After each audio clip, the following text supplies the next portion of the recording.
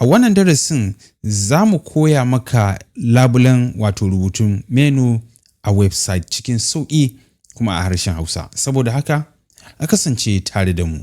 In mun canza tunaninmu, rayuwa za ta canza.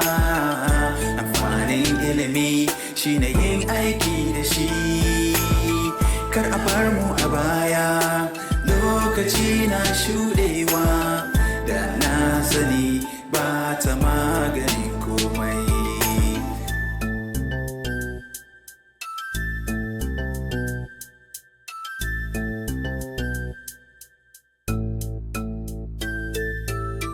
Assalamu alaikum ɗaliba ko kuma ce ɗalibai ya danganci wa ke kallo da sauraro a daidai wannan lokaci. Barka da zuwa MALAMINGIDA.com, ma'ana makarantar matasan Arewa. Kamar kullum mun kware wajen koyar da irin wayan abubuwan, kuma za mu kawo maka wata ƙayataccen darasi makamancin wannan. Amma bari mu dukufa bisa fuskar na'ura domin mu ga abin da za mu koya a yau.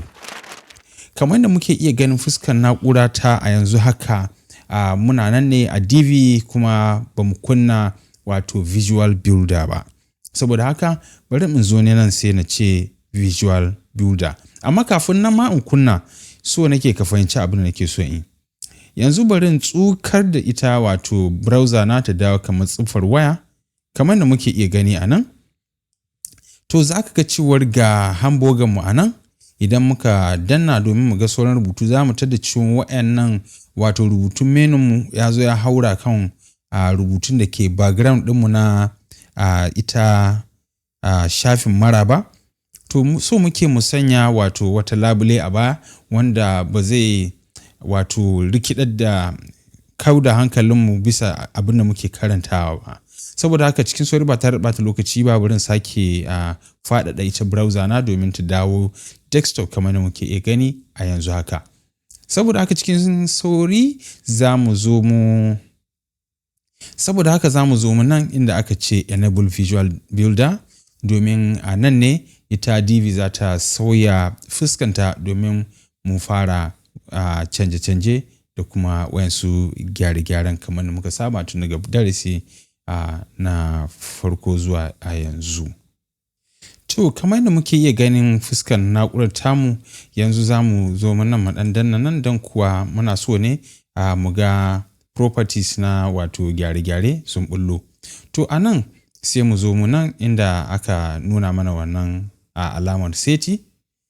Idan muka zo, to za mu zo mu ɓangaren menu, amma domin mu je mu kai tsaye zuwa ta waya, za mu zo mu nan wannan ɗigo-ɗigo guda uku, sai mu zo sashin hamburger wato kamar ta tsiffar waya.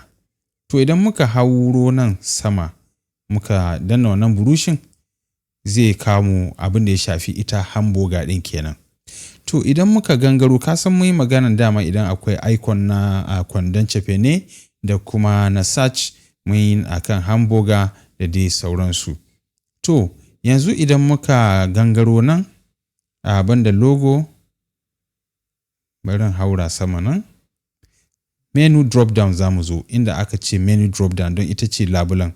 Idan muka danna, za mu tar da cewa gashi fa ana tambaya drop down menu color, wacce launi muke so ta kasance a baya. To in muka duba nan, mun san da cewa rubutunmu gashi nan, wato nan ya nuna mana wato fara kenan a nan. To kaga idan rubutun farare ne ba abin da za mu hango. Saboda haka bari mu gangaro ƙasa nan.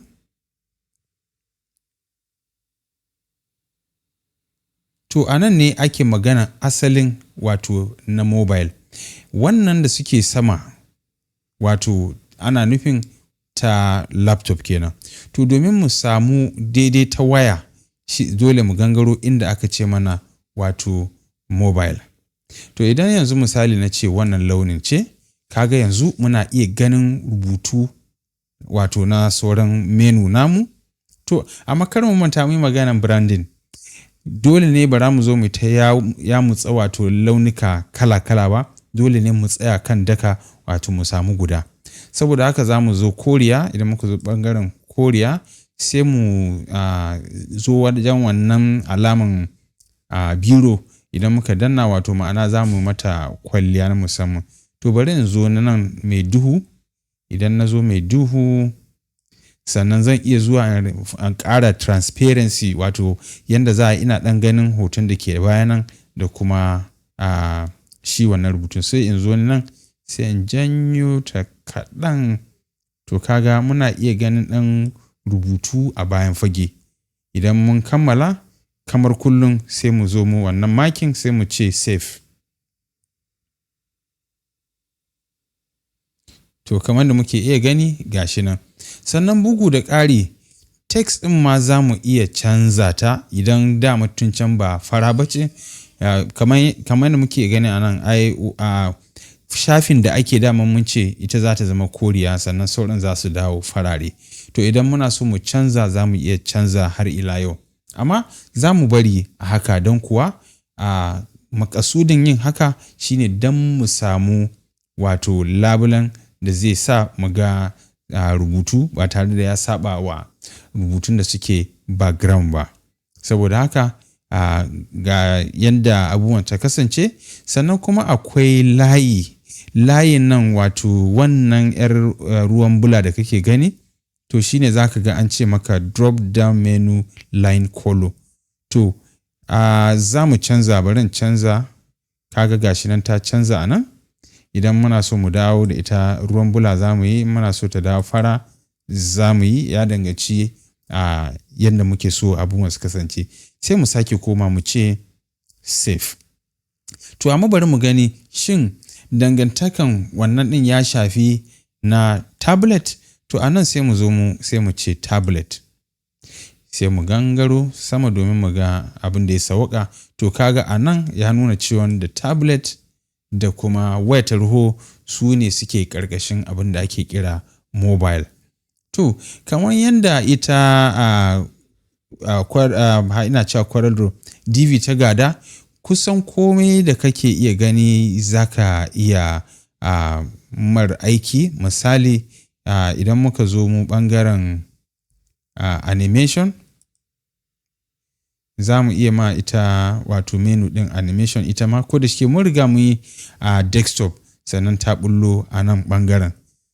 To wannan 'yar gajeruwan darasi ne amma na ga cancanta mu yi don kuwa kada ka zo kana ma'ana gina website ɗinka kuma ba a iya ganin rubutu da ke bisa menu a waya tarho. Saboda haka ina fatan ka ji daɗi, kin ji daɗin wannan koyarwa. Idan akwai tambayoyi za ku iya rubutawa a comment domin mu ga ya za a yi mu ci gaba da aiwatar da wannan website ko kuma na ce manhaja da muke ginawa. Saboda haka za ka iya zuwa ma ita website ɗin a yayin da muke wannan, za ka iya zuwa website ɗin kai ta ganin yadda muke ɗan canje-canje a yayin da muke gina wannan website ɗin, wato zakaiya.com.ng. A kasance tare da mu a darasi na gaba. Na gode.